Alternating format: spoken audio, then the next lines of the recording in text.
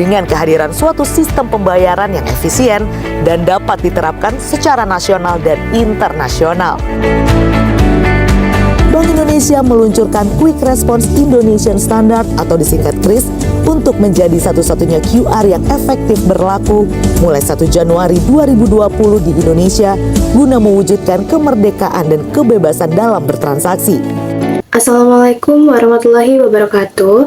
Perkenalkan, nama saya Dian Akila Arianto dari kelas 1 BMP, nomor absen 12.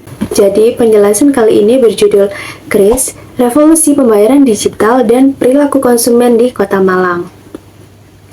Nah, pastinya kalian itu sekarang kalau keluar itu cuma bawa HP ya, dan pastinya kalian itu udah cukup merasa aman karena di HP kalian itu ada namanya pembayaran digital. Jadi itu kalian udah nggak pusing lagi untuk menyiapkan uang secara cash. Tapi zaman dulu nih, kalian kalau keluar rumah cuma bawa HP dan dompet kalian itu kosong, pastinya kalian tuh bingung untuk cari ATM, ya kan? Nah, dengan adanya KRIS di zaman sekarang ini itu dapat memudahkan kita untuk melakukan pembayaran tanpa bingung untuk mencari ATM terlebih dahulu. Bahkan ya, di sekarang di pedagang-pedagang kaki lima itu sudah menyiapkan alat yang berupa scan barcode yang bernama KRIS, dan itu tuh sudah menunjukkan bahwa usaha mereka itu sudah dilengkapi dengan pembayaran digital. Kota Malang sebagai kota pendidikan dengan ribuan mahasiswa adalah pasar yang sangat dinamis. Berdasarkan data perkembangan ekonomi digital, penggunaan KRIS di Malang terus meningkat tajam. Hal ini menciptakan budaya baru yang kita sebut cashless society. Mengapa ini terjadi? Karena bagi konsumen di Malang, terutama generasi muda, waktu dan kepraktisan adalah segalanya.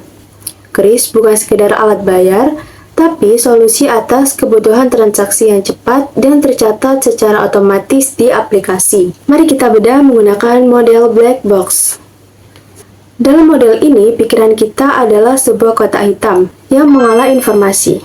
Inputnya adalah keberadaan stiker KRIS di meja kasir dan promo pada aplikasi. Contohnya adalah promo cashback. Begitu kita lihat, otak kita itu akan menganalisis dan akan bereaksi pada dua hal tersebut. Dan diri kita itu akan memilih antara diskon dan pembayaran yang tidak ribet. Outputnya, keputusan pembelian yang instan, kita tidak lagi ragu untuk belanja menggunakan aplikasi digital karena kepraktisannya. Secara psikologis, kita itu didorong oleh motivasi rasa akan aman. Dan kita itu didorong untuk bisa melakukan hal-hal yang berkaitan dengan teknologi yang terbaru. Ketika kita melakukan itu, ada suatu rasa kebanggaan tersendiri kepada seorang individu karena mereka itu telah berhasil menggunakan teknologi terbaru saat ini. Jika dilihat dari model Nicosia, perusahaan itu menciptakan atau menyediakan pembayaran digital dan mereka itu melakukan promosi melalui media sosial, yaitu dari Instagram, TikTok. Caranya yaitu dengan menyediakan banyak promo dan cashback, yang kemudian membentuk sikap positif terhadap konsumen untuk terus bisa menggunakan layanan yang disediakan oleh perusahaan tersebut. Kemudian ada dari model Howard Set, yaitu melalui kelompok referensi. Jadi mahasiswa Malang itu melihat teman-temannya itu sudah banyak yang menggunakan KRIS, jadi mereka itu ikut-ikutan dan mereka juga menggunakan KRIS tersebut.